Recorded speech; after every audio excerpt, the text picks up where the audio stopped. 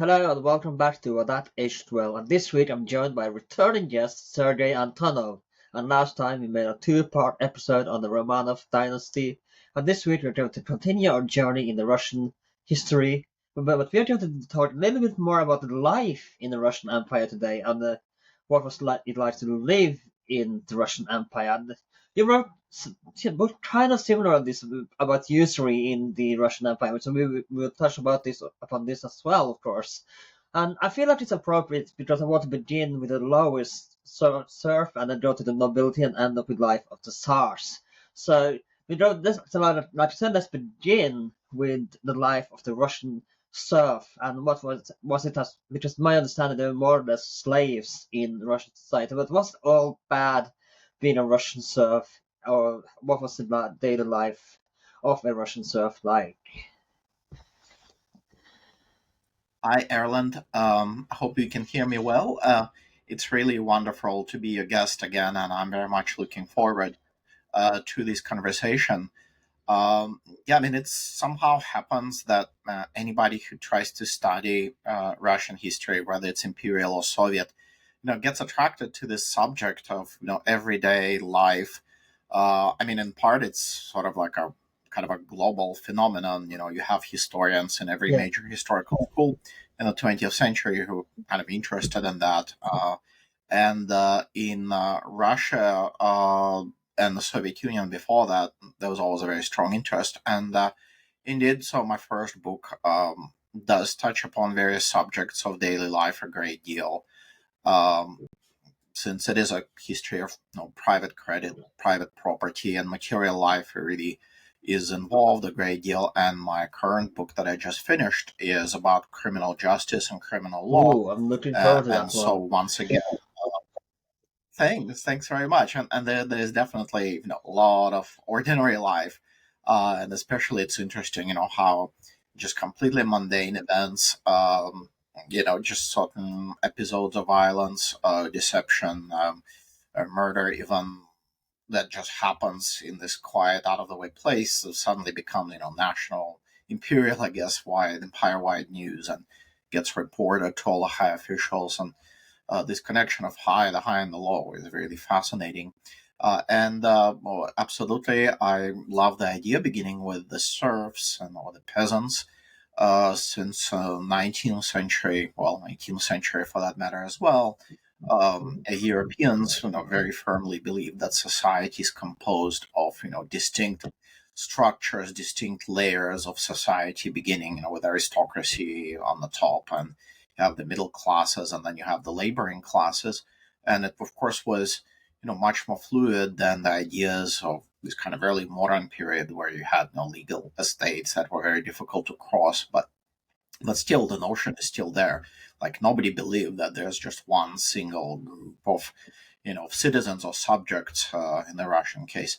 And at the bottom of it, like who comes on the very bottom, is kind of an interesting question because, as I think any other European society at that time, like there was a group of people who were beggars, itinerant, just kind of like wanderers, essentially, without any particular place of residence, without any papers, who would travel from village to village and survive by getting a small job here and there, by stealing, by begging for alms and so on.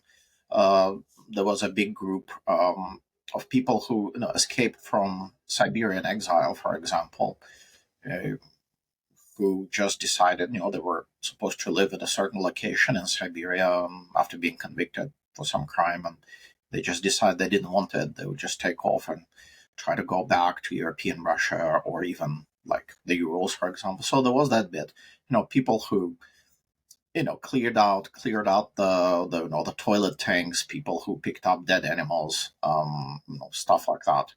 But if we're talking about specifically peasants, which means subsistent farmers who basically lived, they grew their food, that some of it could or could not end up going on the market in some ways. Obviously, Russia was very much, the Russian Empire was a much an agrarian country. which means the vast majority of its population were peasants.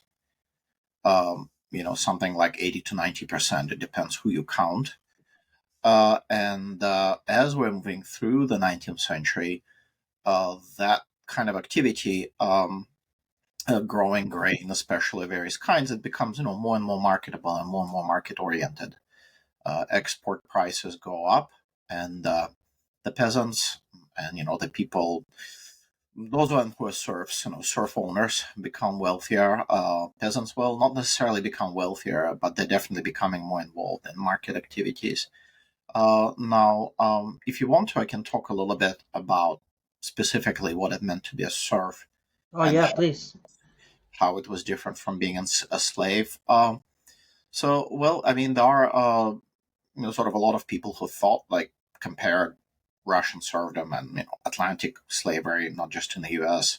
And obviously, there are certain differences and certain similarities.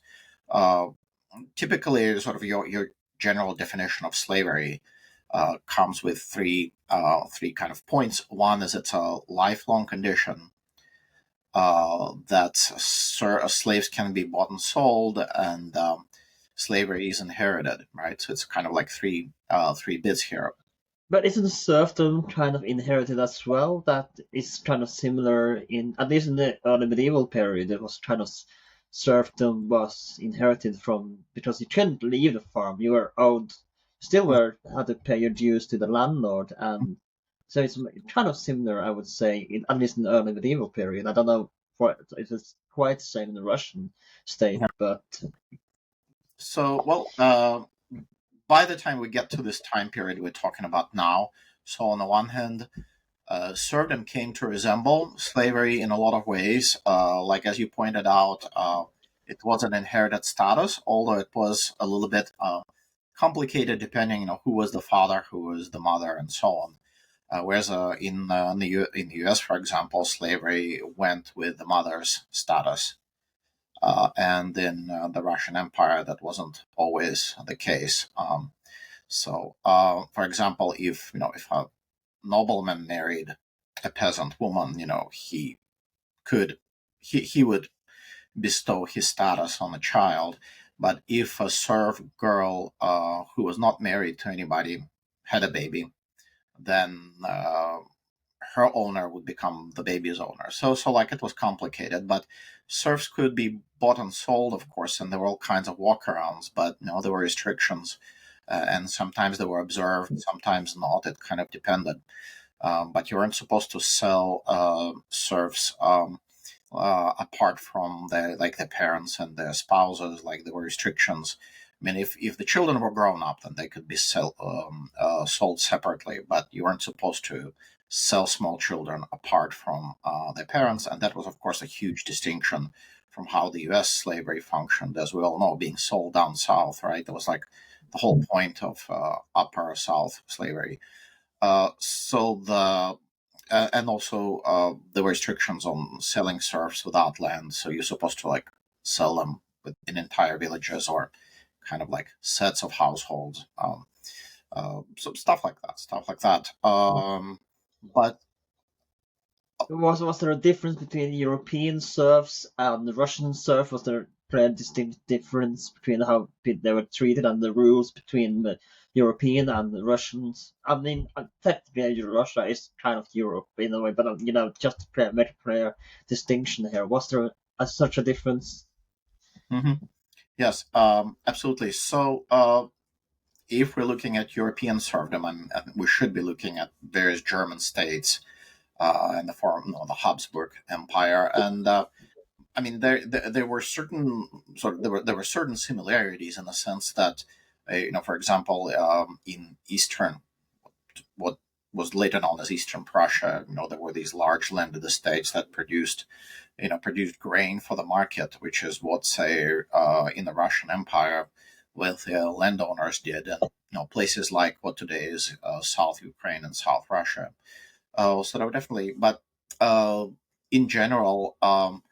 At least the sort of the consensus that we need to have some kind of a better comparative sense of this is that in terms of just being able to buy and sell people and just kind of being able to beat people up, corporal punishment and things like that. The sort of the Russian serfdom was more, was rougher. But then if we look at, say, the former Polish Commonwealth, which, as we know, got partitioned by Russia, Prussia, and Austria in the late 18th century, uh, serfdom there was quite oppressive as well. But sort of the point, I guess, the point is that I want to make is that as you're moving through the centuries, the point of having serfdom kind of kept changing. Whereas in, outside, when it first originated in its recognizable shape, in the late 16th and early 17th century, the point was just to fund your army in a kind of situation where Muscovy, the sort of the Russian state, needed soldiers, and they didn't have a lot of cash to pay for them. So this was just kind of, I mean, it was kind of like feudalism, except that, of course, you didn't have a lot of other attributes of feudalism, which is, you didn't have those complex hierarchies of vassal and seigneur, and you didn't have quite as a complex system of obligations and so on. But it was so. But the point is that so at first you had the military. The military reasons, and then in the 18th century, when the Russian Empire was expanding, I would say it wasn't so much because there was a standing army at that point, so you didn't really need serfdom. The point was more, I would say, to like fund Russia's imperial expansion. And it wasn't really clear where Russia was going to go. Catherine the Great, I think, could have easily abolished serfdom. I think it easily could have happened, if not her, then Alexander the First in the beginning of the 19th century. But again, that didn't happen. They kind of You mentioned Catherine. Sorry for interrupting you, but it's I think we spoke about it this the last time as well when with a peasant revolt that happened. Like we said, she was considering to abolish serfdom, and I believe Robert K. Massey is one historian that pointed this out as well. That when the peasant revolt happened, she was like, "No, I don't think. Why should I abolish serfdom when they went against me or something like that?" So she kind of changed her mind. She was considering, like you said, to abolish serfdom, but after the peasants' revolt, she was like, I don't. If they want to go against me, then I'm not going to do anything for them either. Yes, I mean, she had a certain sort of more conservative turn, I guess, towards the end of her reign. But we do know that she kept experimenting with ideas. In her personal papers, there's even like a list, there's like a draft law that would, try to sort of put serfdom in a more kind of codified framework.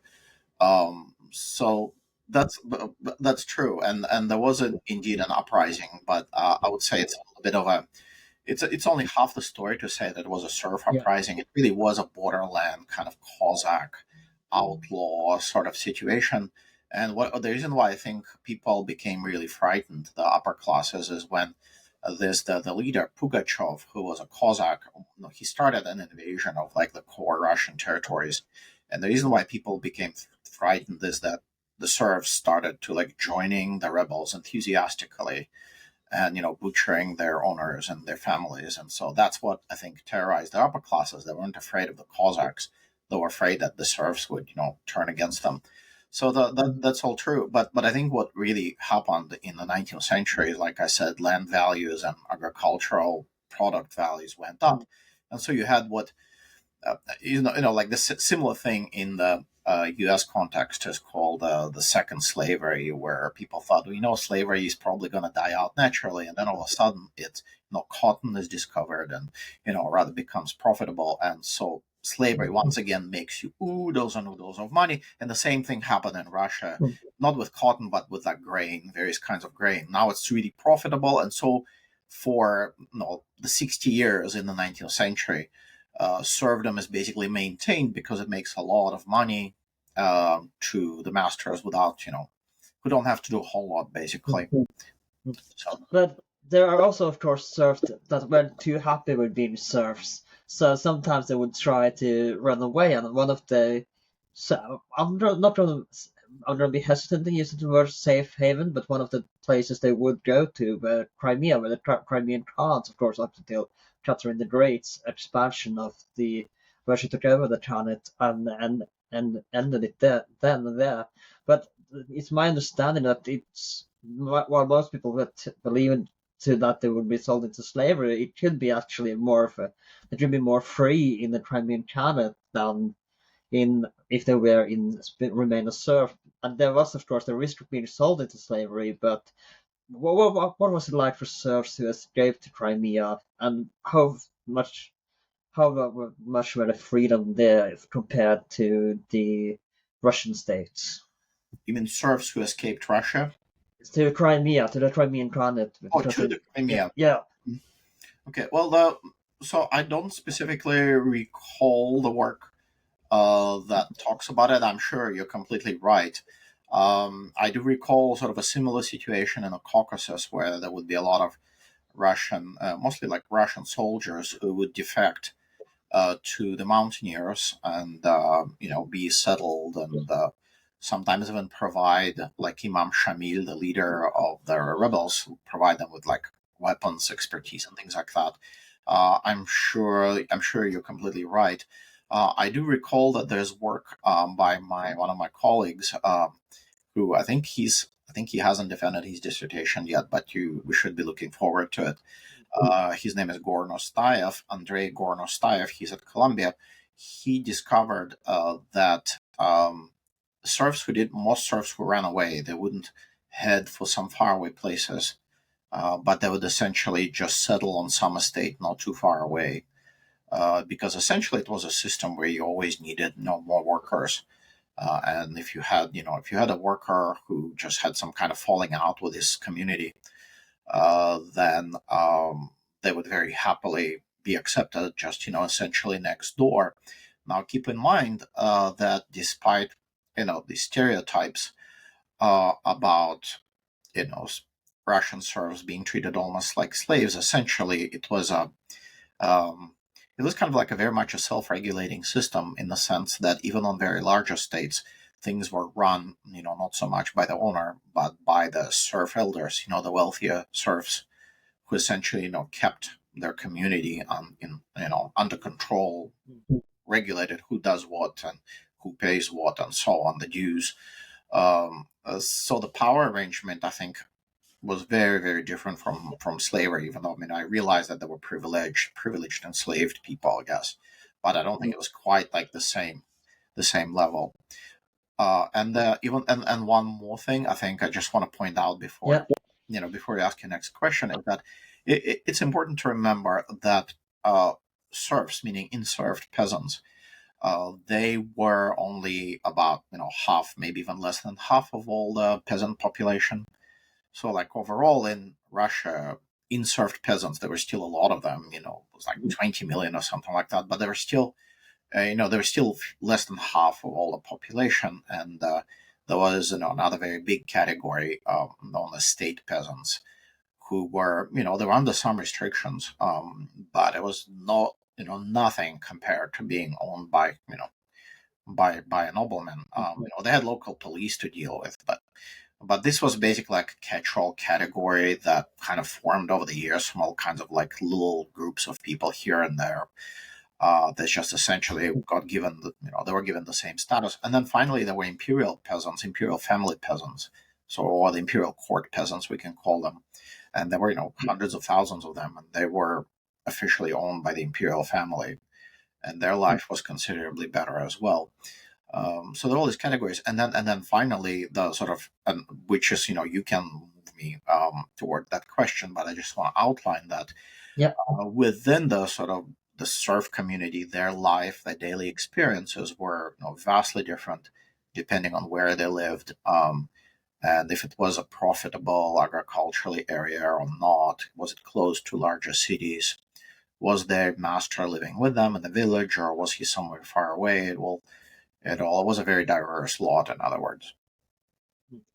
So my last question about the serf is before we're going to move on to the next topic is, of course, what about when Alexander II in the 19th century abolished serfdom? What changed for the Russian serf? How did life drastically change with the snap of a finger, or did it gradually kind of die, or just was it immediately like, oh, just what was it like for the serfs to suddenly gain this freedom that we don't have to remain on the land anymore, and that we can leave whenever we want to? How did the change go from there? Okay, great question. I mean, yes, I mean, conventional wisdom is that it was this big modernizing process that made it easier for serfs, former serfs, to move to cities, get jobs, and so on. And it's not incorrect. And obviously, on a personal level, it is a great deal that you could no longer be bought and sold or punished in humiliating, awful ways, or being forced to marry against your will. Well, unless your parents are doing it, of course. So it was a great deal to the people, and I think an enduring trauma that, in some ways, I think is still perceptible in that part of the world. But on the other hand, I mean, my personal theory is serfdom was abolished because like nobody needed it anymore. So people who owned, productive estates could continue running them and getting profit, because they would have to pay for their labor, one way or another, if they wanted it, to done right, basically to be done right. So people who were making money off agriculture were kind of like adjusting to the new reality, and in the areas where you had large cities or this kind of like proto industry, with factories and various trading networks, peasants had already been doing for over a century. That kind of like wage labor. They would get leave from the village, from the master, go to the city nearby and open a shop, become domestic servants, work at some craft establishment. No matter what you did. But there was already practice for a long time. It's just it became much easier and um, sort of more massive, this kind of flooding of cities with former peasants.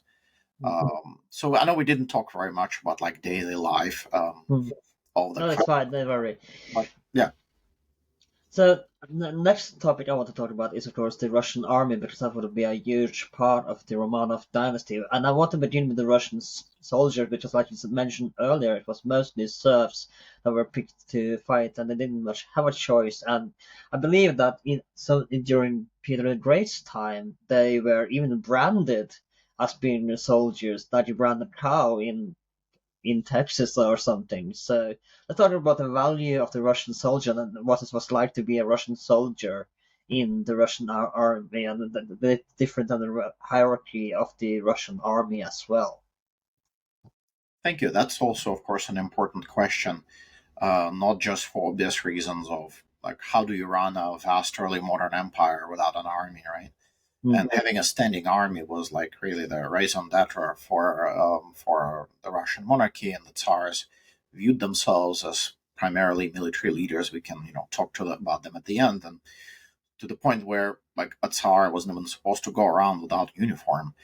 And so, of course, army is what the government spent most of its attention on, most of its money on, and it was sort of one of the most important kind of like practices, I guess, of power that extended all the way to like the village level.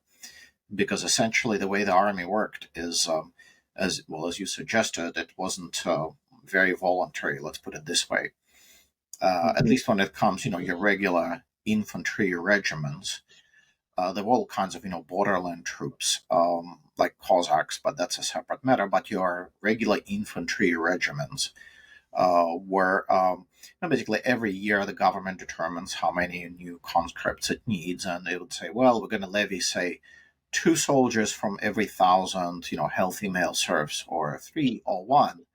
And if you had a major war going on, there would be, another levy, and then another levy, and another levy. And so, in times like the War of 1812 against Napoleon, or all wars against Napoleon, you had frequent conscription campaigns, and the sort of legally speaking, I mean, these peasant guys, I don't remember how old they were. They were like, they were not, they were not like 18. They were more like 20, I think, or a little older than we would imagine.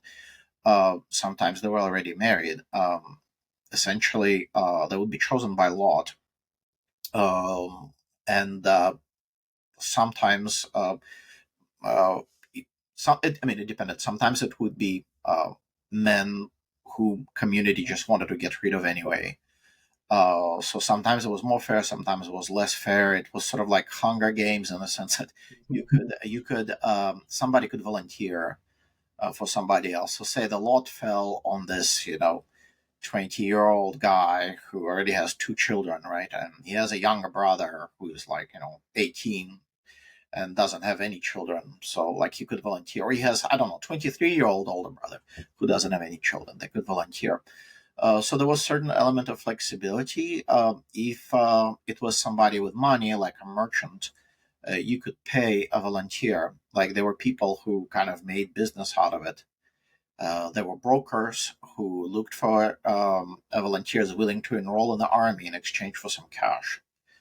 And so you could pay somebody and they would take your place. And that happened with the wealthier merchants, artisans, and so on, wealthy peasants. And so once this young man is conscripted, yeah, I don't remember when they stopped branding, but in the 18th century, a lot of people got branded for all kinds of reasons. So it's not exactly out of whack with reality, but they got shaved so that you could see right away if they tried to run away. And essentially, they got taken to the conscript depot, in the province, and they would be distributed into different regiments. Soldiers who were, better looking and healthier and taller and stronger would be sent to like the Imperial Guard or artillery.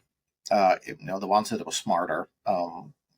Because obviously you didn't want soldiers who would, blow themselves up with gunpowder. So the smarter ones would go to artillery. So Uh, not my field then. uh, So not my field then. what is your field? Never mind. Never mind. Never mind.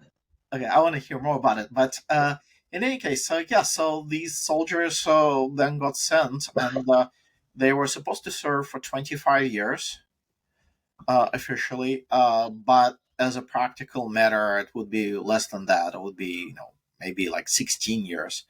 And then they would be discharged. They would be put on indefinite leave, essentially. They could still be, resummoned if a war started, like the Crimean War, for example. And look, I mean, as I think we all have some idea about this, that life for kind of lower classes in the 19th century was very unhealthy, right? And each regiment for them functioned like it was like not exactly like a village, but it had this like very distinct economic identity, meaning like you got certain amounts of money from the government to buy food, to make uniforms. The weapons would be supplied from by a central depot, but like everything else, it's basically the regiment commander who had to be like a good economist. The rest of the regiment commander had like figure out how to make sure his soldiers had shoes, and clothes that don't fall apart when they try to march. Because like you could save some money and pocket some of the money for yourself as a commander or an officer, but then your soldiers would be left without shoes to march, and then you're going to be in trouble from your high ups. So essentially, it was this like complex economic operation, and soldiers that had to do like everything. Some of them had to know how to do leatherworking and sewing, and they would have like their own little farm, kind of, not permanent farms, but like they would grow some of their own food. So it was really that kind of operation essentially. If you had, for example, an Imperial Guard regiment, Imperial Guard in St. Petersburg, these soldiers, they had to be on watch. They had to be on call, on watch, say at the Winter Palace or all the major locations. And in the early 19th century, that involved like your uniform had to be perfect. It had to be like whitened up with chalk and like special paint, and the hair had to be done just right.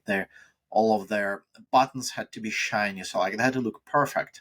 Because if they didn't, there would be a lot of flack from the officers and the imperial, the emperor himself.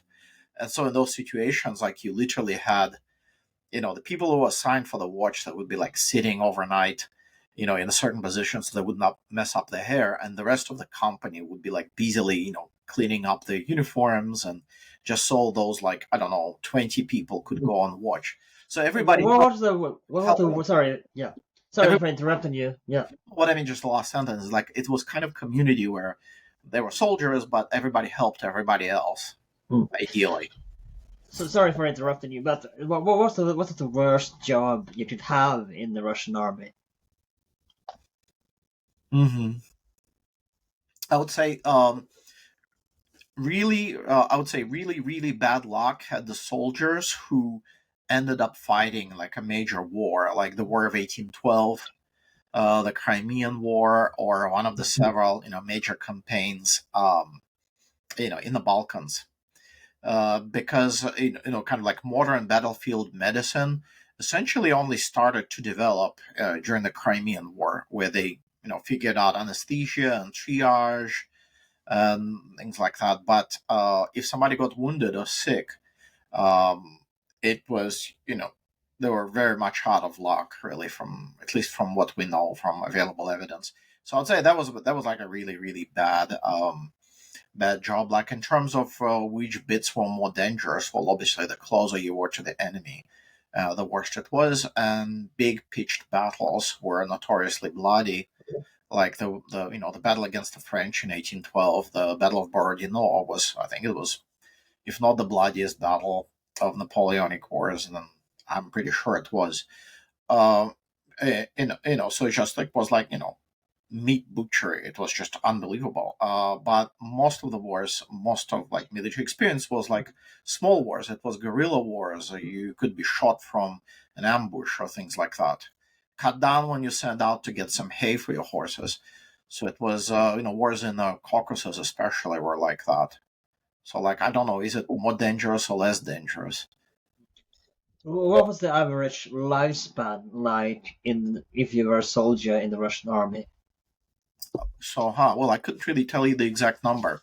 There was I mean, there was a certain contingent of soldiers who survived all of that experience, and to retire. It's like sort of like a stock character, retired Nikolaevan, meaning Nicholas the First era, soldier who were allowed to be discharged and their children could get an education. But from what I remember, again, I couldn't give you the exact number. What I do know is that non-combat losses were pretty staggering.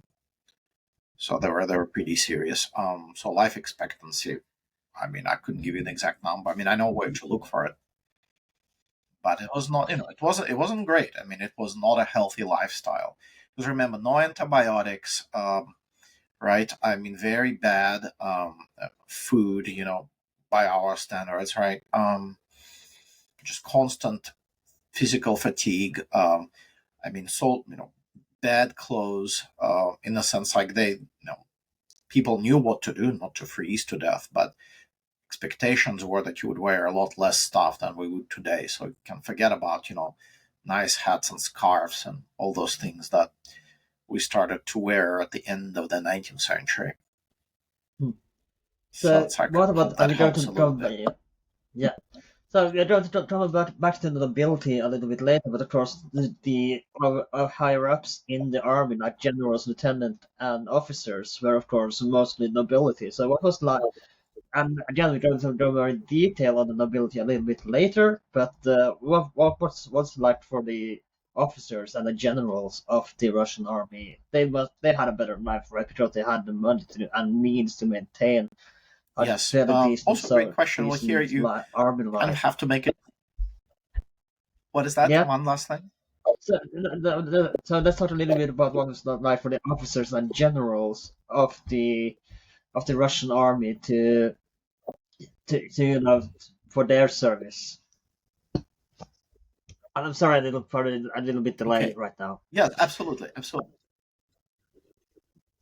No, it's all right as long as you can, as long as something comes out Yeah, of the microphone. But absolutely. So there were essentially kind of two tracks for officers, right? At least in this period, we're talking about like late 18th, 19th century, early 20th century. So there was the more elite track and the less elite track. Let's put it this way. So probably starting with the less elite track, officers who made the kind of like the vast bulk of the army, they came from a couple of different sources. Usually, petty nobility was the sort of smaller nobility was the one kind of big sort of provider, but also children of other officers, essentially. So, because officers came in three categories, there were junior officers, Oberoffiziere, then there were staff officers or senior officers, Staboffiziere, which was major, lieutenant colonel, and colonel. And then there were the generals. There was the third category, and they're all kind of like different in terms of their rights and like how do you become one of them. And so junior officers under everything under major, they did not have hereditary nobility.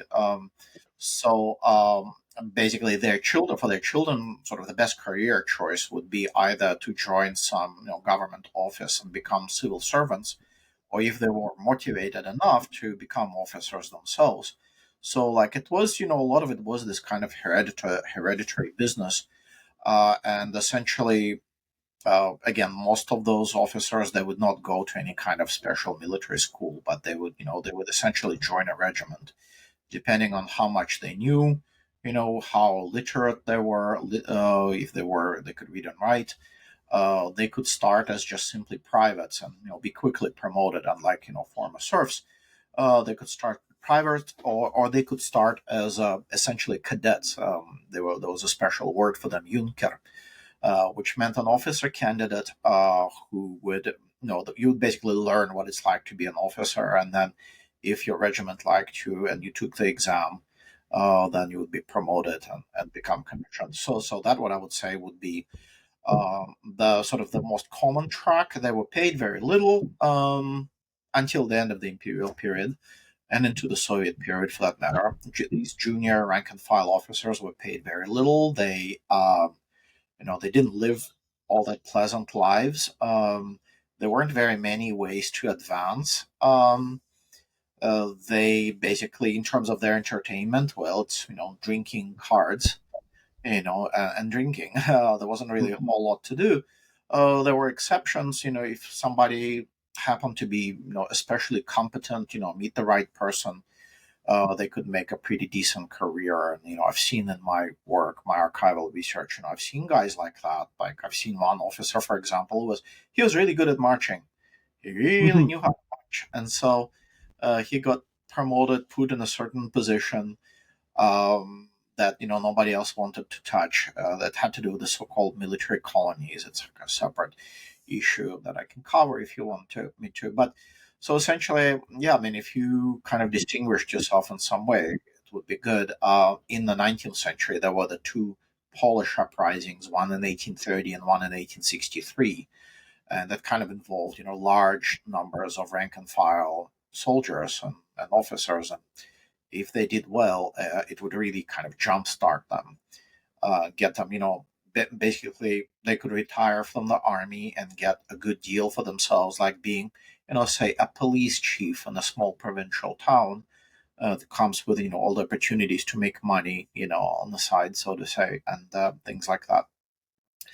So, but essentially, until there wasn't really the same venue until like later in the 19th century to like go to a military academy. By academy I mean kind of like a higher up academy, and then get your career sort of jump, sped up. Essentially, this wasn't really like around the Crimean War, for example, in the mid 19th century. That really wasn't an option. So I hope that helps a bit. And then, we can talk about the elite officers if you want, Yeah, for whom life is very different. yeah. Yes. So, I mean, I think it's sort of good to remember that traditional Russian nobility, basically people who were part of that service class, before Peter the Great, roughly, there were not a whole lot of them. Basically, it was a pretty small ruling class, and especially considering that they had been kind of almost exterminated several times during various wars. Like the last time in the mid 17th century when the Russians fought against the Poles, like suffered huge losses. So it's not like there's a whole lot of those traditional hereditary old nobility. But yeah, I mean they tended to get better education even when they weren't all that wealthy. They had better connections, because everybody was related to everybody else. Everybody was somebody's cousin. and they relied on patronage and certain ties to basically get themselves better assignments. And then, of course, there was a very high nobility or aristocracy, which was titled ancient Muscovite, or like there were several other royal families who were very wealthy, and they did this army service, well, for two reasons, really: either because they were in trouble in some way, financially or in terms of discipline, or because they just wanted a career. And so they were in the top echelons of the Russian army in the 19th century. There were a lot of members of these ancient families, like Vyazemsky, Golitsins, and Sheremetyevs, and so on. And they progressed very quickly through the ranks, and it was a lot better to be them. Let's put it this way. Um, so hope that helps a little bit. Yeah. And The next topic, I know it's not your specialty, but I want to talk a little bit about this as well before going to the nobility class, and that is because religions played and still plays a very important part in Russian society, and it's did so very much so, especially under the Romanovs. So let's talk a little bit about what it was like for religious life in the Russian Empire as well, because Orthodoxy obviously is a very conservative religion. So let's talk a little bit about how this played in. yes, absolutely. I mean, I think it's really a great subject, and there's a small number of people who work on religion in Imperial Russia, but like their work is really fascinating. I think like the one thing to keep in mind is that like like the beginning with the established religion, Russian Orthodoxy, that it wasn't some kind of like ossified traditional practice that's been there forever, right, and never changed. It changed a great deal, changed in the 18th century, and was influenced by, well, at first, earlier on, it was influenced by Reformation, then it was influenced by Enlightenment in the 18th century, and in the 19th century, there are also, various intellectual trends, the rise of conservatism, rise of nationalism.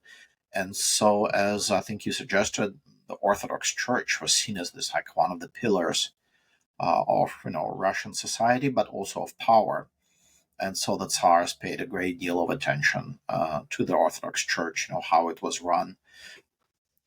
It is important to know, though, that in the sort of the time we're talking about, the 19th century, the Orthodox Church was no longer. I mean, it was very wealthy. Don't take me wrong, but you know, it used to have, before the mid 18th century, it had these like vast landed estates. So it wasn't just simply wealthy; it was just like ridiculously wealthy. And those landed estates, with serfs, got taken away in the mid 18th century, and they were administered by the state. And these peasants were called economy peasants, just kind of to distinguish them. And then there were also monasteries. There were monasteries who also used to have a lot of peasants. So the basically now mid 19th century and late 19th century, the government, is not really like, it doesn't want like an astronomically wealthy church, and it doesn't want a church that's going to have some ideas of its own. So there's for example, the bishops, they're not allowed to elect their own patriarch, which is traditionally in Eastern Orthodoxy, is, the head of the church, right? So traditionally there was a patriarch in Constantinople, there was one in Jerusalem, in Antioch, in Alexandria, and then since the 16th century there was one in Moscow as well. But then the last one died, I think, like 1701 or 1704, something like that, under Peter the Great, and the new one was never elected. And so instead, I mean, the bishops still ran things, but there was a secular official who kind of oversaw everything, known as the Oberprocurator of the Holy Synod. And so, right, and so it's not really correct to say that church is just part of the government. I mean, it's really not. It runs its own affairs in most ways, but there's a very strong church. There's a very strong government, kind of, they're keeping an eye on it, the strong oversight.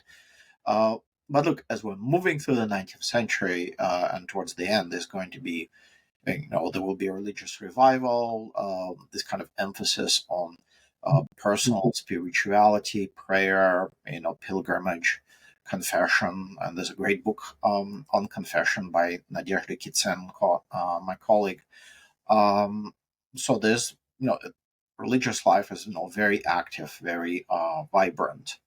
And then, in addition to the Orthodox Church, there are, many other confessions, Christian and non-Christians. And so the Russian Empire is essentially a confessional state where other faiths are, tolerated, and some of them are tolerated less than the others. But there's no question that like all other religions are going to be suppressed. Just want to be sure. So what happened to the wealth of the Russian Orthodox Church when the Soviet government took over? Did they turn it to a Cromwell? Did a Cromwell in a sense and just took the wealth of the church and put it into the state, or what? And what? Let's talk a little bit about. Maybe trying to talk a little bit about Soviet toward the end of this episode as well. But I want to talk a little bit about what happened to religious life during the Soviet takeover as well. All right. So, right. So, in the early Soviet period, like in 1921-22, there was a huge famine in some parts of Russia, in the Volga region especially. And so Lenin's government kind of used it as an excuse to seize Orthodox Church properties and valuables. At least, officially, these were items that were not used in religious ceremonies. It's just like the way Orthodox churches and other similar establishments worked.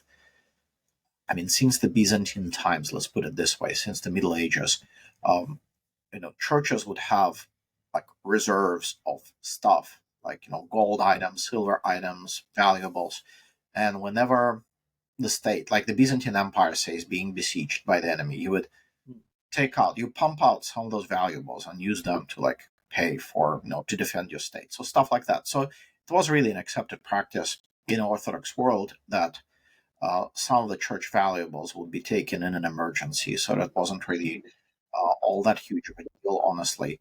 Under Peter the Great, some church bells were used to make cannon and stuff like that.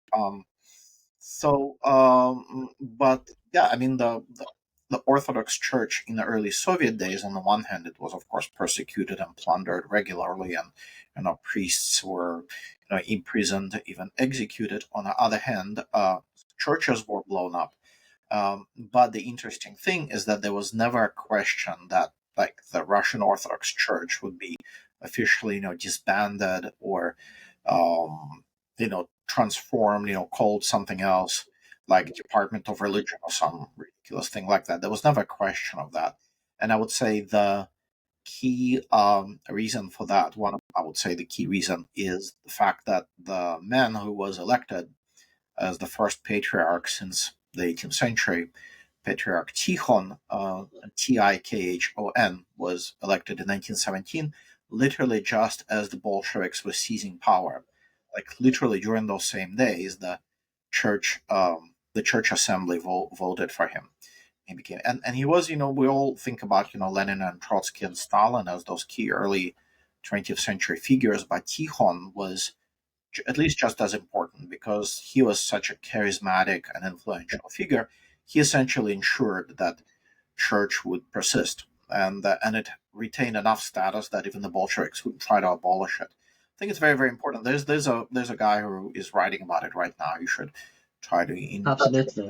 Kenworth, yeah, I think is his name. Don't remember his first name. So so that's the situation. And for I mean, I couldn't, I don't remember the exact details of how the church got its property back, but I seem to recall that and you should again talk to other people about this, that when the church hugely regained a lot of its lost position during the Second World War, it got some of its endowments as well. Like there was a financial support coming from the government. So, but the point is that none of this came anywhere near to what the church was like in like early modern Russia, where it was like literally a state within a state. Like it was just extremely powerful and wealthy. So as well, Jews would be, of course, a part of the Russian Empire as well. So let's talk a bit about what it was like for the Jews to live under the Russian Empire. Yes. So as we're talking about the 19th century, right, especially, so the sort of most of the Russian empires, and in fact the world's Jewish population, came under Russian jurisdiction during the partitions of Poland, right? Because I mean, again, I'm not a Jewish history specialist, but I think it's common knowledge that in the late Middle Ages, the kings of Poland and Grand Dukes of Lithuania, the same thing, welcomed the Jews to come and settle in their former territories for various reasons, and but at the same time there were various prohibitions on what Jews could do, what they could own, where they could live, and most of those prohibitions were maintained when the Russians took over. It was not really written in stone or predetermined that there would be this thing called a Pale of Settlement. I think a lot of us would have heard that expression before. Originally it was used with respect to area closer to your part of the world, to Ireland, and the Pale of English settlement. But then the same expression is used to the Pale to talk about Pale of Jewish settlement in the Russian Empire, meaning certain areas where Jews were permitted to reside, which was mostly what today is Poland, Belarus, most of Ukraine, and notably, there would be a very large, probably like the only large town that I can think of, Odessa, which was like really for most of the 19th century. Odessa and Warsaw were like the only really large cities where Jews were allowed to reside. Everywhere else was much smaller. So the Jewish culture, the Jewish population, for the most part, was the culture of small towns. There's like everybody knows what they're called, the shtetls, right? Um, so it was a culture of urban, merchants, craftsmen, traders of various kinds, because there were restrictions on agriculture, on land, on sort of doing a lot of other things, restrictions on professions, restrictions on military service, or state service for that matter. And so, yeah, I mean, you had this essentially oversupply of reasonably well educated, ambitious, men and women for all of the 19th century, and it would really not be until the Soviet period when all these people would be allowed to have normal white collar jobs, and would join the new Soviet elite or the middle classes. But the kind of in the imperial period, there was a policy. I mean, there were different integration policies, and they were all of different kinds. For example, in the earlier part of the 19th century, there was this there was not exactly a program, but there was this idea that uh, by having more educational opportunities, the Jews would essentially become Russian, because this was not exactly a racial kind of idea. It was more of a religious one, and so the idea was that if we can just get the Jews to convert to Orthodoxy, then look, they're going to be like the Russians. And so there were so there were all these attempts to create like a Jewish upper class, a Jewish middle class, and there would be all kinds of laws and exemptions where a Jewish person could settle in like say Petersburg or Moscow if they were a wealthy merchant, if they were educated, if they had there were several different categories, like if you were a university graduate or something like that. And so by the time you get to like 1850s and 60s, and there's a book by Benjamin Nathans about it, that you had a small but very vibrant and vocal sort of Jewish communities in like major cities of the Russian Empire that were prosperous and influential. But that was not a representative of life for the like most Jews who were, like I said, stuck in these small towns and weren't exactly happy about it. I think it was during Alexander the Third. I don't remember if it was during Alexander the Second, but I believe one of Trotsky's biographers talked about Jewish resettlement being forced. I don't remember where this was, but this happened to Trotsky's family, and they were forced to settle on farmland to create productivity, and of course, not everyone were natural farmhands, and a lot of Jews would suffer because of this. But fortunately, maybe I'm not sure. Fortunately, I'm going to use the word fortunately. for the Trotskyists, they, of course, they weren't called Trotsky at the time, but I'm going to call them Trotskyists for simplicity. They were quite lucky and got quite at least a fortune out of the resettlement. But so the, I want to talk a little bit about the forcing of Jews to resettle as well to make more farmlands as well. Yes, I mean there were certain programs in the earlier part of the 19th century, especially. Yeah, like there was this idea, and it wasn't just, it was part of a much bigger movement of sort of figuring out what the empire's population is going to be, where they're going to live, to just kind of make something else out of them. Like there were so-called military colonies, which were much more extensive than this Jewish colonization scheme.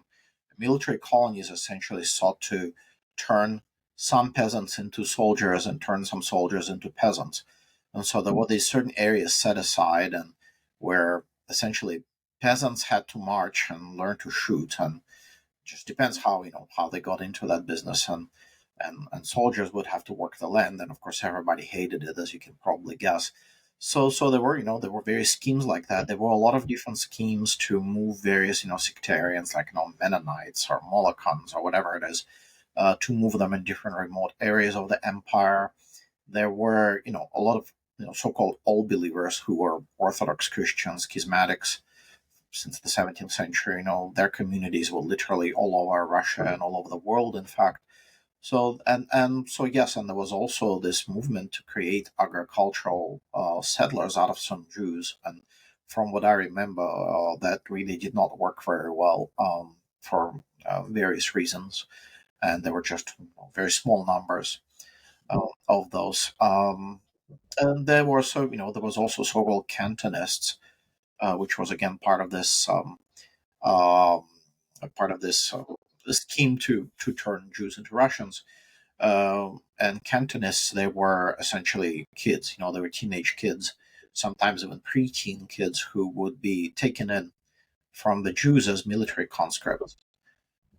And so instead of donating an adult person to the army, local communities that would be they would usually pick somebody from the most marginalized social groups. Somebody who didn't have family or didn't have anybody to speak up for them, and these kids would be turned into the Russian state as recruits, and of course they wouldn't have to shoot and campaign right away. They would be put in schools, and then they would become soldiers. Sometimes they would become officers, but essentially they would go to school with the same people who were. If I remember, we talked about like junior officers' sons, right? So these were the same Cantonists. So they would study, if they could be converted, and if they agreed to convert, they could become officers. If they didn't agree to convert, well, they got all kinds of different jobs. Like, for example, I found very large number of police officers in larger cities like Moscow. So it's like mostly probably because these Jewish conscripts came from very different parts of the empire. It's kind of a common story: get outsiders to police your cities. And so those policemen, there were Jews, firefighters, policemen, um, so stuff like that. I hope that helps a little bit. Yeah, absolutely. Yeah. So before we go into the nobility, I want to talk a little bit about the merchants of Russian merchants as well. So what was life like for the Russian merchant who traveled across Russia and Europe to sell their goods? Yes, absolutely. So it's a really a wonderful, wonderful question. So so the merchants came in a couple of different categories. So probably the most common one, the largest one, I would say, they were essentially wealthy peasants. So they were people, men and their families from. Uh, there were one historian estimated approximately 50 large factory villages in mid 19th century Russia, where, like you said, they had factories. Like Ivanova was a very famous one. So in some places where the conditions were right, where the masters, the nobles, were enlightened and ambitious, where peasants were well off, there was such a thing as being a wealthy serf, who could basically buy their freedom and start their own business. And there were several dozen commercial dynasties in the capitalist dynasties in 19th century Russia, who, well, they mostly made their living after the Napoleonic Wars, where like the entire economy had to be rebuilt, and they did a few things. One thing is that Moscow was the credit center of the Russian Empire. So that basically these wealthy merchant families, again, they were former peasants, but they became wealthy. They had nice houses. Their kids were dressed as in European outfits, and they essentially held Russian economy in their hands because they controlled there weren't really a banking there wasn't really a banking system until the 1860s, but even after there was one, they still controlled the banking. They also controlled a lot of manufacturing, but there was some competition there. But uh, even in the first half of the 19th century, Russia was not England, of course, didn't have the same wealth, same level of industrialization, but no, there were still factories. It's just the whole country was so huge that like there weren't really enough of them, but there were some. And so these merchants control that, and they also controlled trade, because again it's a large country and you had to move stuff long distances by boat, by land. You moved grain, especially from like the mid Russia, the Volga region, to the north to Petersburg, to the south for export. Uh, there were other commodities of all kinds, and so I would say those three items: trade, industry, banking. But in addition to those ethnically Russian merchants, so a lot of whom were all believers, so they were like religiously suspect, but there were also foreigners, and especially in places like Petersburg, Baltic Germans, or just, of various origins. Um, there were a lot of German merchants and artisans, craftsmen in larger cities. And then, of course, we should not forget at all various non-European groups like Tatars, Armenians, um, Kazakh. I mean, there was Romani, say that again. I'm sorry, Romani Romani. people. Yes, Romani, exactly. So we shouldn't think about it as like that. I mean, people didn't necessarily think that sharply in ethnic categories, but of course, like we shouldn't think that these were just like Europeans who were doing all this trade. But important thing to remember is that there's this image. If people read at all, any kind of classic literature from the 19th century, you get this image of a merchant who is like rough, has a beard, unlike Europeans. Has a beard, is dressed in this kind of weird outfit that's sort of like peasant, but not quite like peasant. And it's not that this is completely made up, but a lot of it is made up, um, because It's fiction, so yeah, obviously. yeah, but the thing is that that's the problem with history of everyday life. Interesting as it is, the question is where you're going to get your material. And Yeah. very recently, people got that material by reading fiction, with a fine tooth, hair comb, and just picking out all these details of daily life. And some of it is accurate because these people believed in accuracy, but some of it wasn't. And especially the commercial estate. I mean, they're basically being blamed for not being more civilized, more cultured, not being more politically active. And I think all of these are kind of impossible standards and are inaccurate in any case. So there was a pretty vibrant commercial, kind of commercial layer. So yeah, I mean, happy to talk more about them if you Hmm. want. I think it's time we should move on to the nobility. We have a few more topics I want to cover before we end today's episode. So, but I want to talk a little bit about the Russian nobility. I mean, kind of mention a little bit when it comes to the Russian army and how it's. But let's talk a little bit. And I want to begin with first. How did they become a Russian nobility, and what were the advantages other than tax exemption? What were the other advantages you had as a Russian noble in Russian society? So, okay, this is a wonderful and complex question, really. Well, most importantly, being a noble was a legal category, right? So there was a special law, charter to the nobility, that essentially defined the rights and obligations of the nobles. So essentially, legally, the nobles were divided into two big categories. There were hereditary nobles and there were personal nobles, and there were about trying to remember the exact numbers. There were like over 500,000 of each, basically, in the Russian Empire.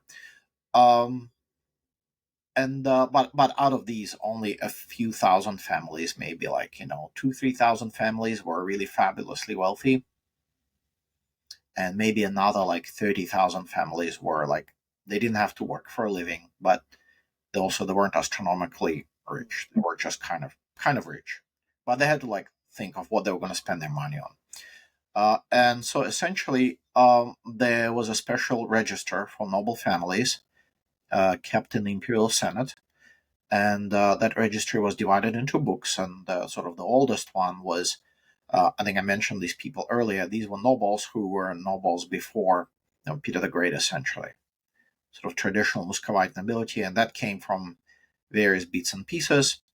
There were Moscow so-called boyars.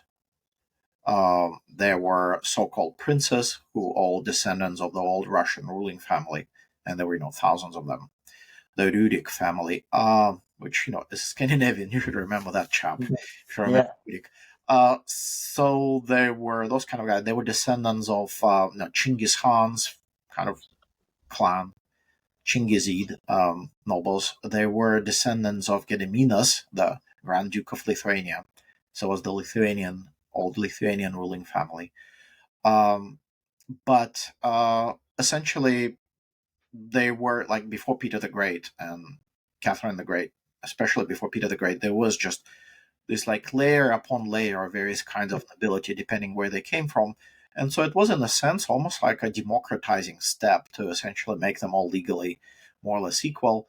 So in the 18th century, the sort of hereditary nobles had this great privilege. They could own villages with serfs.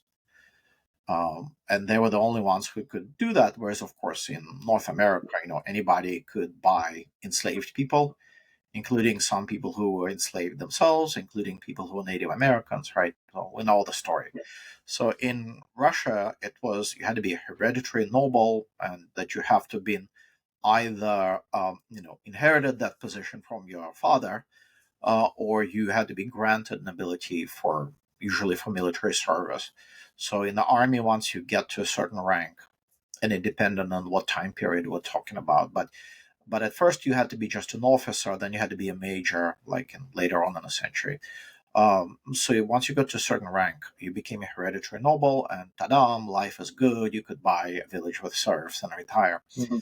Um, so other exemptions, freedom from direct taxation. Of course, you still had to pay indirect taxes on like imports and or various kinds, but there was no direct tax, and also freedom from corporal punishment. So even if you committed something really nasty and dishonorable, they couldn't whip. Whereas until 1863, there was a corporal punishment in Russia for certain types of crimes, not very many of them, but for major crimes. Um, and in general, there were enhanced legal protections for the nobles. They could not be deprived of life and property and liberty without due process of the law, and criminal sentences that would strip them of their rank um, had to be approved by the Tsar personally, Mhm. which was a huge protection. Has there ever been case of a serf rising to become a noble family, or is that like the strange or fiction kind of story? No, no, it's not strange. It's actually was fairly common. I'm not going to say that like every serf could do this, but usually it happened through military service.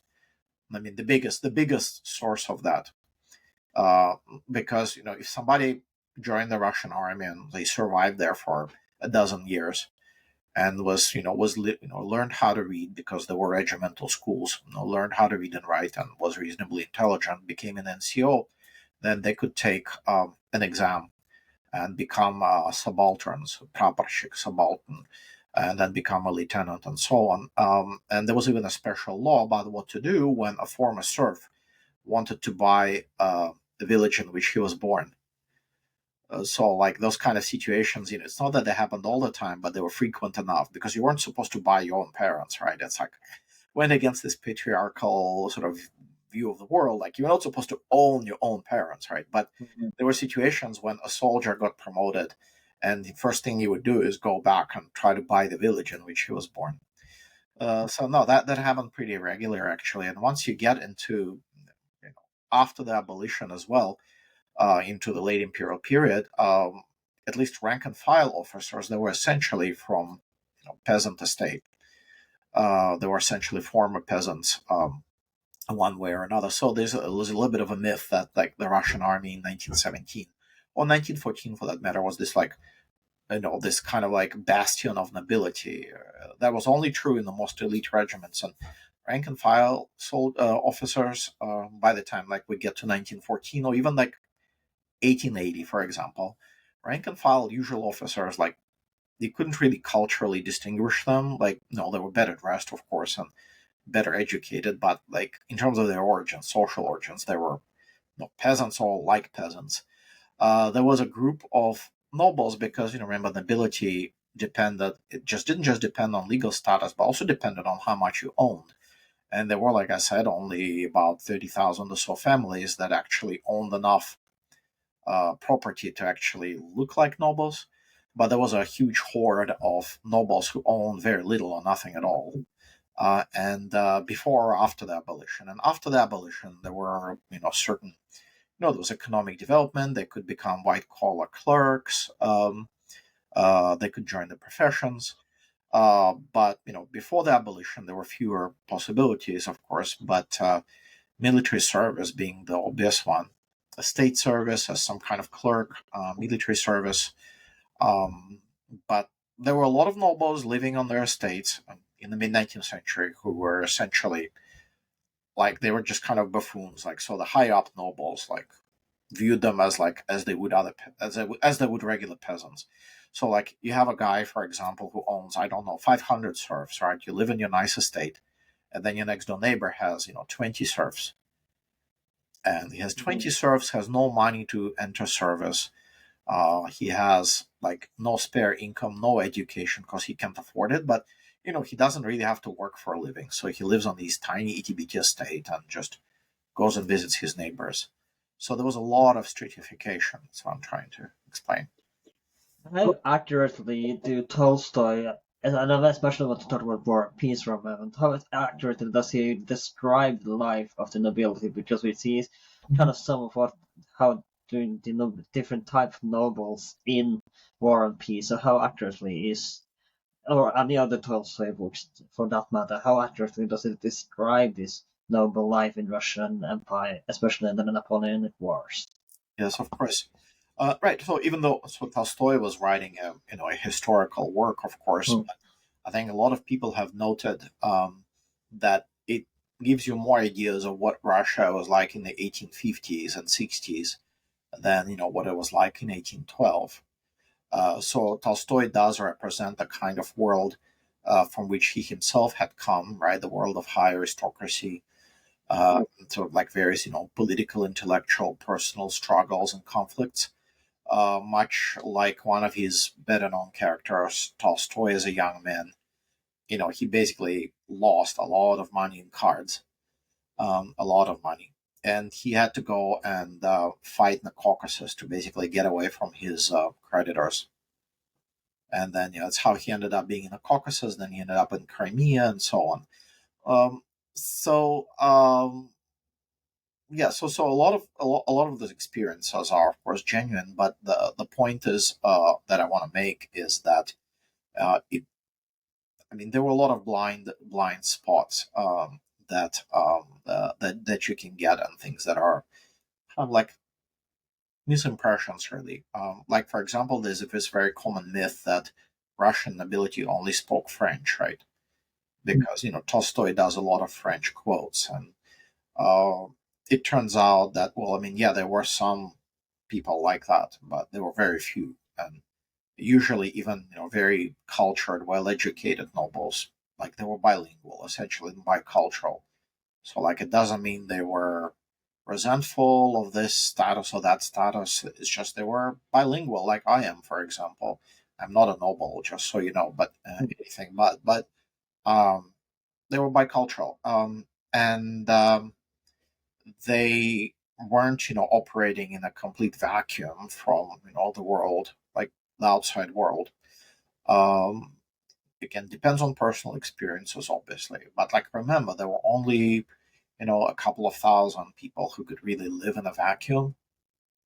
Who could just live in some fancy estate or just go live in Europe and go live in Petersburg and have a fancy house. This was very few. So not much changed since the 19th century then. You mean when today? Yeah. Well, I mean, obviously in the post-Soviet period, we had this kind of like wave of wealthier Russians settling in Western Europe. That's true. The the next subject I want to talk about is the Russian Tsar, of course. So let's talk about what life was like for the Russian Tsar and the royal emperor in the St. Petersburg and the Winter Palace. Oh yes, absolutely right. And I hope you can stop me and ask like more specific Yeah, questions about like I what. mean I want a general overview, of course. Mhm. Yeah, of course. If we're just starting with sort of physical environment, right? If that's what it was. Yeah. So there was yeah. I mean, obviously there were gorgeous, beautiful palaces, not just the Winter Palace in Petersburg, but Mhm. there were about half a dozen others, and various emperors, had a preference for certain rooms, and they would keep redesigning, rearranging the living space. Um, I think it is true. People who say that the Tsars sort of personal life, whether it's their living quarters or what they wore, how they wore, what they did. It had a lot of like symbolism and a lot of like ceremonial purpose and a lot of political purpose. There was a particular message that they were trying to convey to their subjects, and that changed from reign to reign essentially. But on the other hand, and I think we do know enough about each emperor's personality and how it was different from how it was different in daily life. Just to give you one small example that I hope you will see clearly, Tsar Nicholas I, who reigned from 1825 to 1855, now has this reputation of being this, a hard ass, especially as we say here in the U.S. He was this authoritarian, just kind of like a thug, essentially, just very, suppressing free thinking everywhere and any kind of dissent. But he was a complete opposite of that in his personal life and in treating his children. Like Nicholas's children, sons and daughters, they were literally like the first royal generation brought up as like in a humane way, essentially. Not being beaten, not being forced into things, being well educated, having an emotional relationship with their father, because Nicholas would play with them and take walks with them. He liked children, as historians tell us, and even when it time came to marry, for example, Nicholas's heir, the future Alexander II, had this kind of like a budding love affair with a Polish noblewoman who was a maid in waiting in the imperial court, and uh, Nicholas wanted to put an end to that because he wanted his son to marry an appropriate princess from Europe. And so he didn't just like say, okay, put an end to it now, stop. I prohibit you, I forbid you, exile, expel, fire. Instead, he just kind of went through very, very carefully, trying not to antagonize his heir, and just kind of like gradually got his way, which is kind of like the opposite of what you think he would do. So I hope that by every single Tsar, everything they did, it was like, was different in some way. So I'm happy to talk more about. Depends on what it is that you want to Yeah. know. I think we should talk a little bit about the Russian government as well and talk about how the government's officials and the various roles of the Russian palace were. Oh, okay, sure thing. Happy to do that. Actually, some of my, well, to some extent, my current book that I just finished talks a little bit about how power operated in Imperial Russia. So If you read 19th century fiction, you would kind of get exposed immediately to this like army of civil servants inhabiting Petersburg especially, but also other towns. Even if you read nothing else but Notes from Underground, you get an exposure, you get some sense of what it was like. That officialdom, this professional bureaucracy, is kind of like a thing in itself. It has its own distinct culture, career path. There are special, schools for certain types of officials, and so it was. Yeah, I mean, it's very much a way of life. Officials who come like military officers in different varieties. Some are very poor. Some are barely able to make ends meet, and some are come from the upper reaches and move through their career path very, very rapidly. So it really varies. So the key point I would say, and we don't have I can't talk about it too much, but the key point is that so on the one hand you had a lot of cohesion. So in other words, these officials, they went to different schools, but they shared the basic outlook, basic culture, things they believed in, and especially the same way of like writing documents, processing documents. How a case come to your office, like say a petition from a private person who wants you to do certain thing, right? And then you move that case into a certain channel, move it to another person higher up. Somebody eventually makes the decision, right? Like you have to copy these papers in a certain way, and then the person high up makes the decision and then goes back down to the petitioner. So they process a case, and it can be anything at all. So they have that culture. But what they don't have is that they don't have anybody coordinating policy really, which is a little funny for us today because you think of the Russian Empire as this super centralized, bureaucratic authoritarian state, but there was no prime minister. There was no prime minister. It was the so-called ministerial system where there are half a dozen of major ministries, like Ministry of War, Finance, Interior. That's the most important one. Education. If I'm forgetting something, Justice. So all these ministries, and they were basically like mini tsars. So each minister was like a mini tsar in his own domain. So he decided on pretty much everything, and he had a big office. He had officials who would help him, advise him, and he had people who were like fully dependent on him, right? Uh, and it was very difficult to go after people in a different agency, right? So for example, okay, I could give you some pretty cool examples later on if you Please, want. please do, please do. Well, like I'm writing in one of my bits and pieces, one of the articles I'm writing about right now. Well, I've written it already; it's under consideration. But there's an attempt against the life of a nobleman, and essentially turned out that the attempt was made by this kid, a teenager, who was employed as a forester, as a forest ranger, in the forest. And that was run by the military officially. Like it was a separate agency, but it was run by the military. And so it was impossible for the police to just seize this guy and put him on trial and convict him and send him to Siberia, because that had to be done by a military court.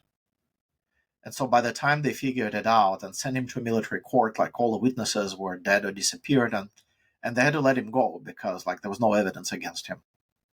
Right? So it just shows you how just like the military was so jealous of its jurisdiction that it would like intervene even in small situations like this one. So there were all these like mini, so there were all these like mini tsardoms in Petersburg, and the emperor himself, he was, and again, this is something I'm arguing in my book in more detail. He was essentially like another politician, and he wasn't even necessarily the more powerful one because he didn't really have this, army of civil servants who just did his work for him. He would have somebody who wrote his letters, and even that was not always the case. So, like the emperor would spend his days, he would be buried in paper. They were all very, every single one of them was pretty conscientious. I'm sorry, but essentially, like they didn't have like an apparatus, like the U.S. presidential administration or the Russian presidential administration. People who just processed the Tsar's paperwork. and that really limited his possibilities. So all through the 19th century, the Tsars were terrified that the bureaucracy would kind of usurp their privileges, whereas before, in the 18th and early 19th century, the fear was that the old nobility and aristocracy would take over, and because of several palace revolutions and so on. So now in the 19th century, everybody's terrified of the bureaucracy, and there are all kinds of different ways to do it, to deal with it. One of them was the establishing the so-called third section, which was essentially, it was kind of like a political police, but when it was first set up in 1825, it was like a government within a government. So it did like everything the Tsar wanted it to do. Like you could arrest spies or dissenters, but you could also just deal with important criminal cases and just provide information to the Tsar, like who are the famous gamblers in the city and something like that. And so that worked for a while, except that by the time you get to the mid 19th century, the third section had to actually do its main job, which is to be political police, and it really could not become a state within a state. So that was kind of difficult. So.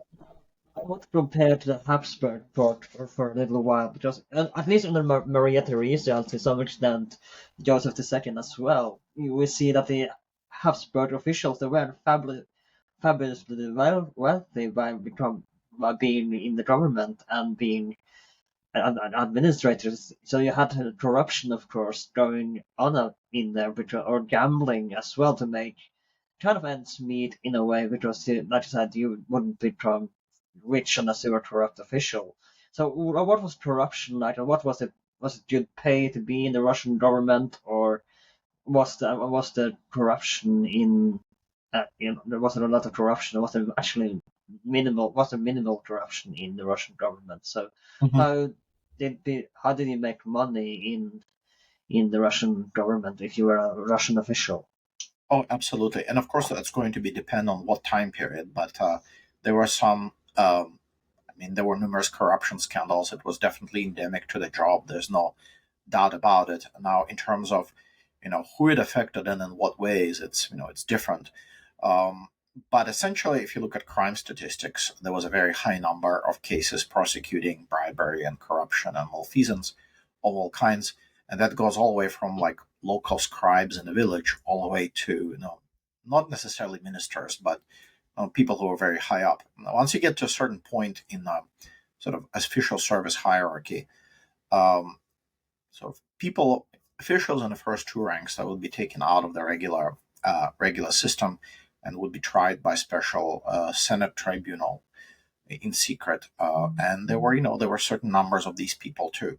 So yeah, corruption was endemic, and which look, it's important to remember that Imperial Russia was not a failed state, and I would say, despite all the trouble that it went through during World War One, for example, like I don't really believe that like Imperial Russia was doomed, like it was not a viable alternative. I think it was viable, and obviously I think that serfdom should have been abolished sooner, no doubt about it. That it held back, certain constitutional reforms should have been carried out sooner, like some kind of parliament should have been created earlier instead of 1905. On the other hand, I think there was a certain equilibrium that existed, under serfdom. It was not a nice equilibrium, but there was enough ways to make enough people, content with what they had. But Well, to follow up my question, what was there any more corruption than, say, in the Habsburg court or any other courts in Europe at the time? Was it Mhm. more or less the same as other courts in European parliaments? So I couldn't really tell you about the Habsburg Empire, but I would Just to do a comparison. I would be hard pressed to sort of.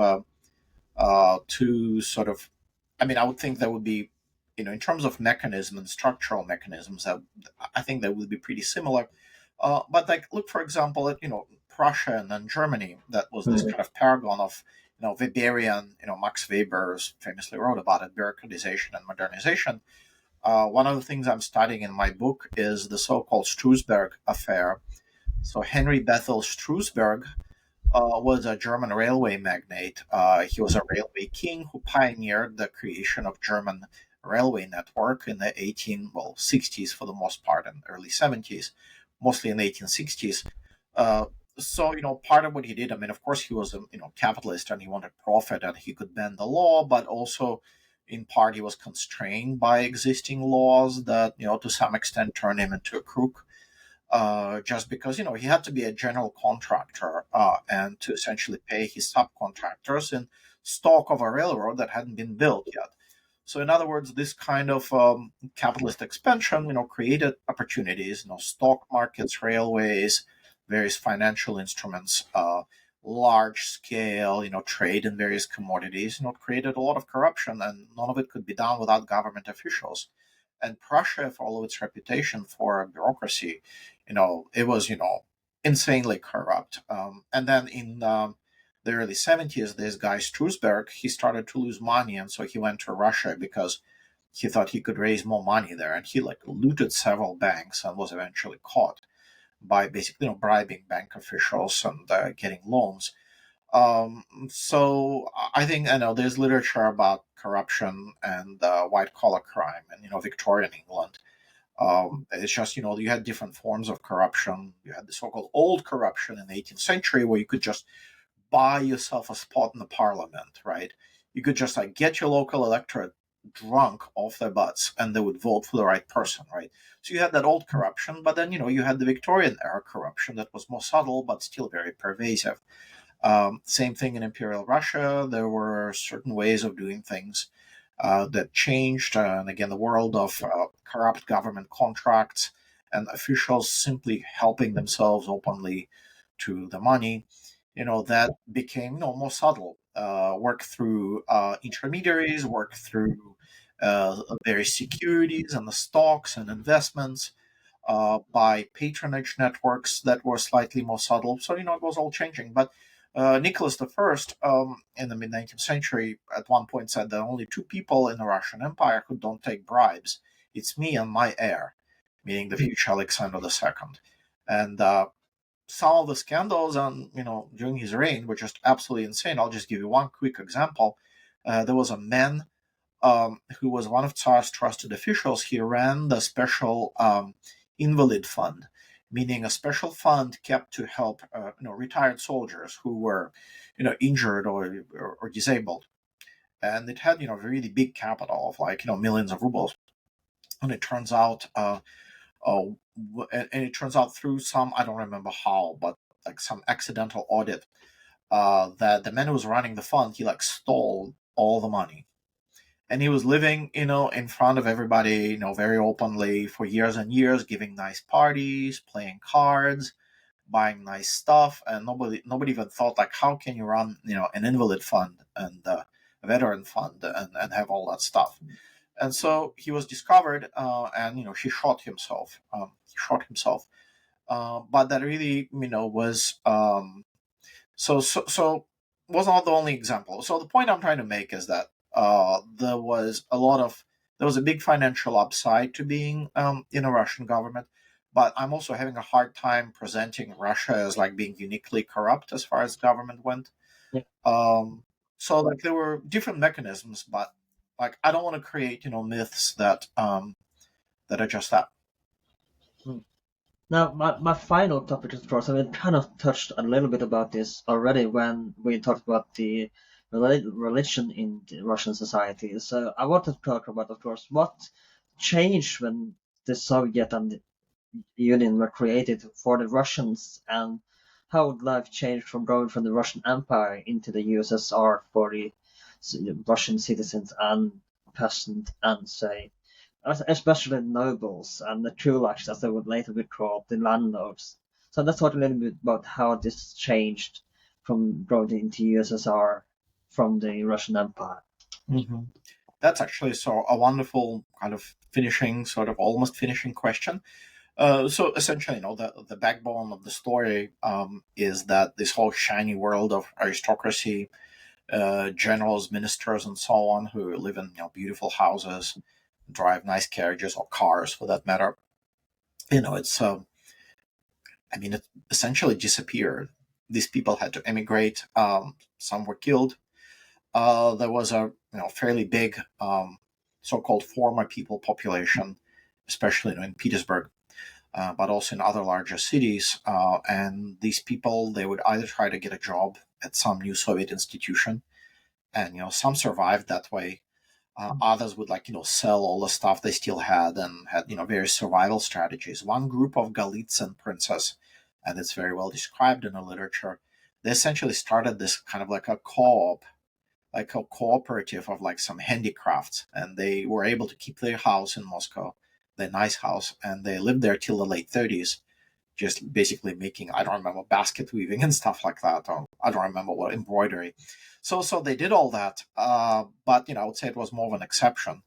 Uh, One of the reasonably high level naval officers during World War II was Prince Cherkassky. He was like from a very ancient family, so there were stories like that. But I would say, immigration would be a much safer alternative for a lot of these people. Now, one of the sort of key episodes, not key, but one of the most horrible episodes of the kind of terror of the mid to late 1930s uh, began with the assassination of a top Communist Party official in Leningrad, Kirov, Sergei Kirov. So when he was killed by a romantic rival, it seems. What it spurred is this massive expulsion of the so-called former people from Leningrad, meaning various retired officials, families of former civil servants and so on, who were kind of like still living. They would have to share their apartment with other people, but like they were still around and still kind of define the culture of the place. And a lot of them, if not most of them, were expelled at that point. But the important point I want to make, Erland, is that I would recommend this book called by Tamila Lankina. How was it remembered? It has this like very sort of academic title. I don't remember what it's called. But Lankina, she's a British scholar. It's fascinating because she actually follows life profiles of people from several families, a bunch of families from Russian, like upper middle class, like people who were, comfortably entrenched in the professions and literature, the arts, and so on. And she's showing that the same families who were had that position before 1917, they retained that position all through the Soviet period, and then they retained it after 1991. So it's a big place, and there's that element of continuity. So there were some people who left after the revolution, some people who were persecuted under Stalin, some people who didn't do well after 1991, but there's also this plurality of elites that are still surviving to this day. And I think, like in terms of Russian power structures, that is how it gets its cohesion, is from those people. Going back to the Russian army, I do believe actually Lenin realized that because, again, like we discussed earlier, some of the higher ups in officers were nobles, and I believe that was still the case in 1914, 1917.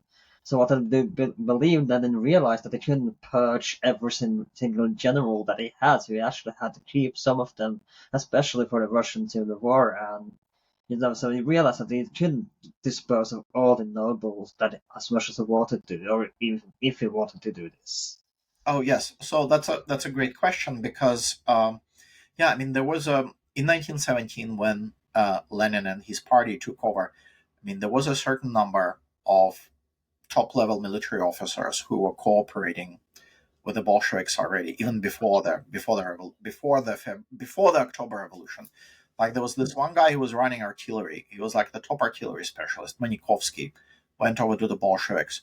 There was this other guy. Oh, I think his name is Potapov, if I'm not mistaken. But in any case, he was running Russian military intelligence. Also went over to the Bolsheviks. A bunch of staff workers went over to the Bolsheviks. And so there was a considerable number of military personnel who went over to the Whites or who fought for one of the national armies, like Georgian, Ukrainian, Estonian, and so on.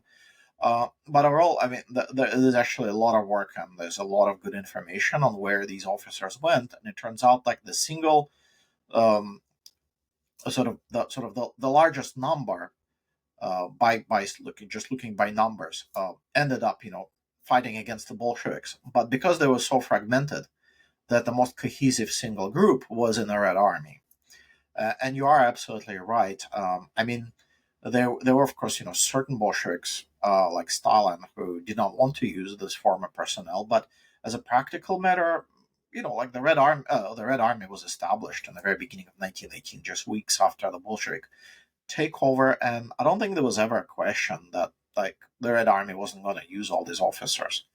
So like they took over, the Red Army maintained a certain semblance of a Western front even when they were no longer fighting the Germans. But there was like a sort of a, there was sort of a guard, kind of like a quasi front with certain numbers of troops that were there. They were there until the end of Kaiser's Germany. And when the Pilsudski's Polish Republic, kind of activated its front in 1919 and attacked the Reds essentially. It was very easy to issue this kind of like a patriotic appeal to the officers, and so there was sort of an upsurge in recruitment of former personnel into the Red Army. But essentially, there was a very large group, tens of thousands of Tsarist officers who stayed in the Red Army, and they were gradually, kicked out. Some are retired because they were old and tired. Some were forced out. Some emigrated. A few were arrested. But the process was really gradual, and in the 1930s, there was the new generation of people, officers trained in the Red Army, but this old military culture that goes back to the Tsarist regime, it survived and kind of was fully transferred, I would say, to the Red Army. So what about the peasants? How did life change for the peasants when the Bolsheviks took over? And did they feel the drastic changes of the Soviet government in the first few weeks, or was it gradual? I know I think there is a book about this, about how the peasant, I don't remember the name of it, but how would it change from going to the Russian Empire into the USSR for the Russian peasants? Well, thank you. This is really there's a lot of literature about it. There's Orlando Figes, Sarah Badcock, Aaron Reddish, just a lot of literature. I think Donald Relly. I think he wrote about Saratov, sort of provincial. Could be. But anyway, so there's a very large amount of literature about this. But essentially, well, I mean the Bolsheviks attempted to win over the peasants by appropriating competing parties, the SR party's agrarian program, which essentially promised that they would seize land from wealthy landowners and give it to the peasants. It was a little bit of a kind of a propaganda move, just because, in parts where large landowners still held a lot of land, they did that because it was economically feasible and profitable. And in other places where there were a lot of landless peasants, there's a reason why they were landless, because agriculture just didn't make any money. But the point is that, like, yeah, there was a lot of resentment against the upper classes, and the Bolsheviks kind of played on that. So I would say that this period of the Civil War, there was a brief period of hope, but then there was very massive campaign by the Red government to essentially, seize food supplies, right? The so-called the food requisitioning, where groups of armed men, soldiers usually, but not always, would be sent out from the larger cities to basically. They would be told, don't come back without 5 tons of grain or whatever, and they would basically plunder the countryside until they gathered up, because they needed that grain to feed the government, feed the army, feed the factories, that those that were still working. And so there was a lot of violence between 1918 and 1921, roughly speaking. A lot of violence, a lot of disorder, famine in the Volga River area. And essentially, by the time you get to early 1921, the Bolsheviks realized that their power in the countryside was kind of crumbling. There were massive uprisings everywhere. One of the most famous one run by somebody called Antonov, no relative of mine, I must say. Um, but so there were all these uprisings, and essentially the Red government, Lenin's government, had to introduce the so-called new economic policy that essentially made major concessions to the peasants, and kind of pull down on these kind of requisitionings and seizures. And I would say some people some people would say that between roughly 1921 and like 1928 was probably the best time to be a peasant in Russia, because they had to pay taxes, but essentially they ran their affairs any way they wanted to. There were no longer these kind of artificial governance structures that existed in Tsarist Russia, and it was really pretty good time. Now and then, of course, all the Stalin era things were going to come and kind of destroy most of the peasant culture as we know it. But the point, I think, is that 1917 was not necessarily was really not, I would say, like the biggest game-changing year for the peasants. It was either 1861 or maybe it was 1905, the first revolution, and definitely the late 20s. So it's kind of like we're talking about this timing and sort of turning points in history that are not like always fall into the same year. I think you got to round it up there. I hope you had a decent overview over what it was like to live in the Russian Empire. Before you go, of course, do you have any social media you want to share if people have more questions about life in the Russian Empire, or where can people find your books? When is your new book coming out about crime and punishment in the Russian Empire? And do you have anything else you want to share before you go? Where do people read your articles, for example, if they want to read the articles that you have written as well. So if you have anything you want to share, please don't hesitate in promoting your work or just social media if you want to share anything. Sure, absolutely. Well, my work, I was actually very much interested ever since I started became a historian like 20 years ago. I wanted to write about experience of ordinary people. Some of them were wealthy, but still very ordinary. And so my first book is it does consist of these like very close readings of individual stories, and it was focusing on borrowing money and lending money, what it was like to be part of this urban network of exchange, dependency, power. So I write about things like debtors' prisons, bankruptcy, credit fraud, and just simply transactions.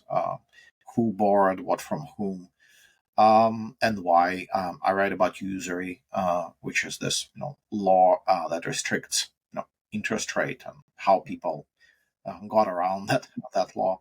But currently, my current book, it's coming out during this next year, and from Yale University Press. And what I decided to do is I decided to write about maybe roughly 50 top criminal cases, top in terms of how much attention they generated, and most of them involved, so it happens, people who are not interesting in some ways, usually if not wealthy and aristocratic, at least they came from the cultural elite. And essentially I'm describing and discussing the way the Tsar's government used criminal trials to just kind of keep an eye on their nobility, on their elite. So, well, the capitalist elite as well, just basically anybody with power, anybody with the resources, because the Tsar was afraid that the rich people would sabotage his reforms, his great reforms in the 1860s.